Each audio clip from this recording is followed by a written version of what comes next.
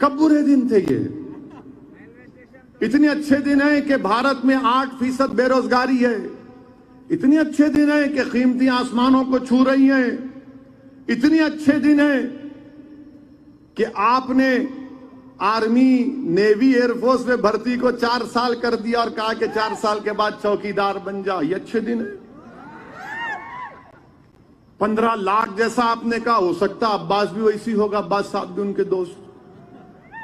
जैसा एक स्टोरी प्रधानमंत्री के बारे में आई कि नरेंद्र मोदी साहब जब बचपने में थे तो क्रोकोडाइल से लड़े गए थे, मगरमच्छ से। हाँ है, झूठ नहीं बोल रहा हूं मैं, लड़े होंगे, मेरे को क्या मालूम। मैं तो मगरमच्छ को देख के बोलूंगा अरे जादूर में आप, हम दुनिया के सांपों में परेशान है, मगरमच्छ में कहां जाएंगे।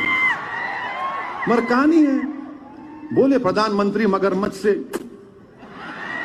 क्या मालूम, हो सकता नहीं हो सकता, मैं नहीं डिनाई नहीं कर रहा हूं, हो सकता भाई, क्या मालूम आपको, हमारे को मालूम क्या। नु बोले सुन लेना अपन, मगरमच्छ से लड़े, 15 लाख आ गए, 2 करोड़ नौकरियां देता हूं बोले थे, हो गया शायद 2 करोड़ मिल गए। आपको सबको मिल गई होंगी नौकरी, मेरे को मालूम, सबको मिल गई। आप सब रोजगार से लगे हुए माशाअल्लाह। मोदी जी ने आपको दे दिया, हो सकता वैसा ही अब्बास होंगे, नहीं मालूम। हम जिस अब्बास को जानते हो अब्बास अलमबरदार है और दूसरे किसी को नहीं जानते हो। मेरे अजीज दोस्तों और बुजुर्गों, हम प्रधानमंत्री से यह भी बोलेंगे कि आप अपने नेशनल स्पोक्स पर्सन को गिरफ्तार करो और ये कानून के दायरे में नहीं, अभी को पुकार रहे थे, नहीं, भारत का जो कानून है उस कानून के दायरे में हम एक्शन चाह रहे हैं।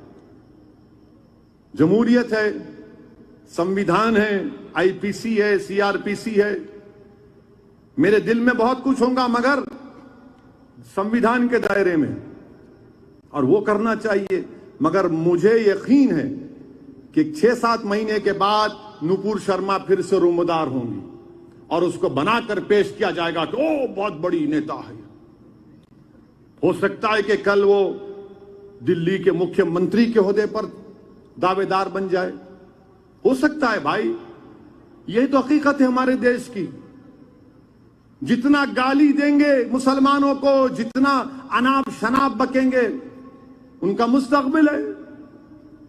बड़े बड़े ओहदों पर बिठा दिया जाता है उनको, और फिर हम लोग उसके बाद बोलते अरे मजलिस क्या कर रही, ये लोग क्या कर रहे। मेरे दोस्त, आपको समझा रहा हूं मैं, आप समझो हमारी बात को। और चौथी और आखिरी बात यह है कि इलाहाबाद में, प्रयागराज में, इलाहाबाद में आफरीन फातिमा का घर तोड़ा गया। क्यों तोड़े आप?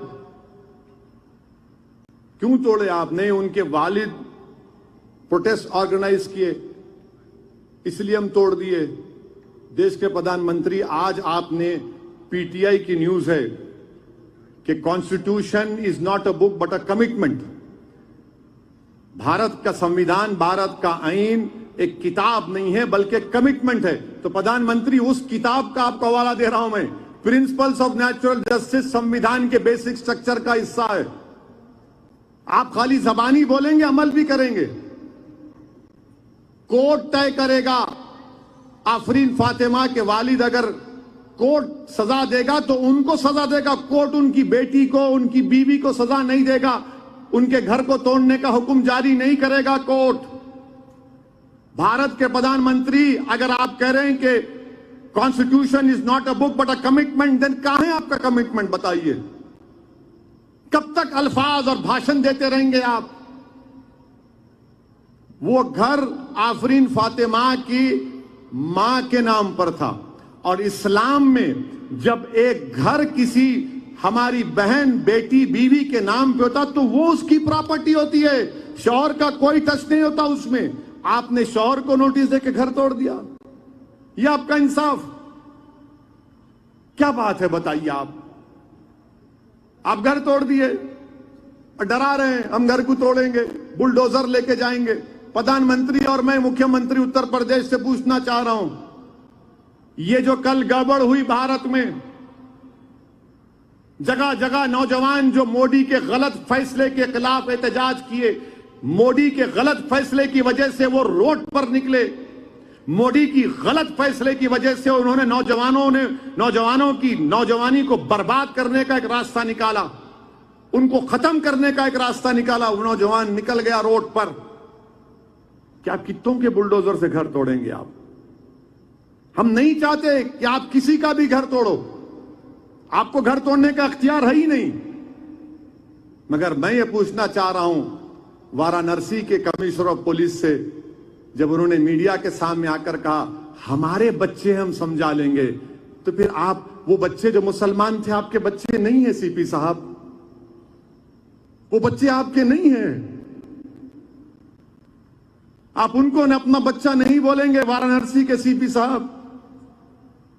आप उनको बुलाकर समझाएंगे नहीं कि तुम क्यों गलती किए, तुमको तशद्दुद नहीं करना चाहिए था, तुम आकर हमको कंप्लेन देते? आप वो नहीं बोलेंगे। कल जो हुआ उनको बोले हमारे बच्चे हम समझा लेंगे, फिर हम किसके बच्चे हैं? मेरा कौन है बताओ? फिर अगर एक कमिश्नर ऑफ पुलिस बोलेगा कि हमारे बच्चे तुम्हारे बच्चे, फिर हम किसके बच्चे हैं?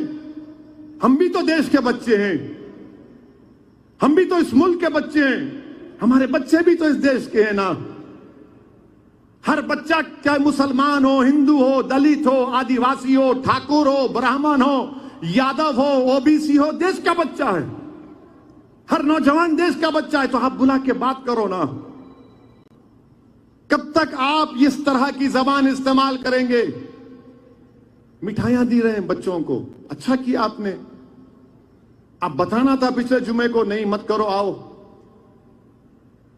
ये चीजें, इस पर जब मैं बोलता हूं तो बोलते देखो ये फिर अनाप शनाप बक रहा है।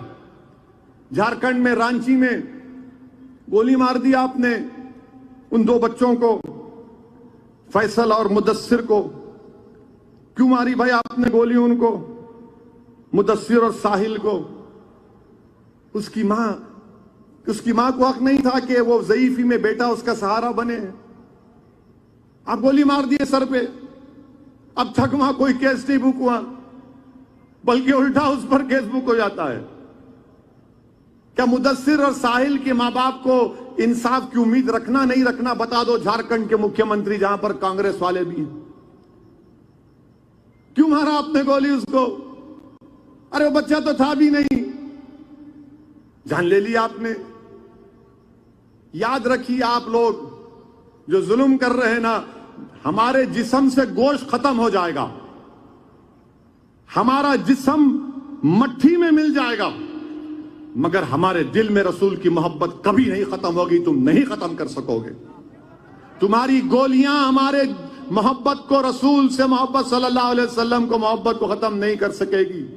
तुम जुल्म कर रहे हो, तुम्हारा जुल्म खत्म होगा एक दिन। अल्लाह सबका है, अल्लाह जमीन और आसमान का खालिक है। याद रखो, डरो अल्लाह से। तुमने उत्तराखंड में एक मुसलमान महिला के घर को तोड़ा तो उसने पुकार कर कहा कि मैं सबर कर लूंगी, अल्लाह नहीं सबर करेगा। मेरे अजीज दोस्तों और बुजुर्गों, मुत्तहिद रहिए। इन बच्चों की जो शहादत हुई है उनके लिए दुआ करिए। अपनी जानों को बचाओ नौजवानों। मैं नहीं चाहता कि तुम इन जालिमों के गोलियों का शिकार हो जाओ। तुम जिंदा रहो, ताकतवर बनो, नेक बनो, काबिल बनो, और हो सके तो कानून की डिग्री हासिल करो, लॉयर बनो। एक नहीं, हजारों लाखों में लॉयर बनो कि अगर किसी के घर पर कोई आंच मारेगा तो बच्चा दौड़ेगा कि नहीं, यह कानून ये है। कोई पकड़ा जाएगा तो पुलिस स्टेशन दौड़ेगा, मेरा बेटा लॉयर। कोर्ट में केस आएगा मस्जिद का तो कहेगा 9291 का एक्ट है, इसके मुताबिक अब मस्जिद को हाथ नहीं लगाया जा सकता। अगर कोई मुस्लिम पर्सनल लॉ बोर्ड में मदाखलत करेगा तो लॉयर चाहिए हमको। मुसलमानों को पढ़ाओ, अपने बच्चे बच्चियों को लॉयर्स बनाओ, बेहतरीन एडवोकेट बनाओ, ताकि वो high court, supreme court, lower court में प्रैक्टिस कर सके। ये काम हमको करना है। और याद रखो, अगर आप हिम्मत से काम नहीं करेंगे, अगर आप डर जाएंगे तो फिर खत्म हो जाएगा मामला। डरना नहीं है, डरेंगे तो नुकसान उठाएंगे। किसी एक शायर ने अच्छा कहा था कि कांपता है दिल तेरा अंदेशे तूफान से क्या, कांपता है तेरा दिल अंदेशे तूफान से क्या। ये जो संघ परिवार का तूफान है, जिसमें कभी हिजाब के नाम पर, कभी गोश्त के नाम पर, कभी अखलाक को, तो कभी पीलू को, तो कभी रकबर को, तो कभी हाफिज जुनैद को, तो कभी ये साहिल को, तो कभी मुदस्सिर को। इसीलिए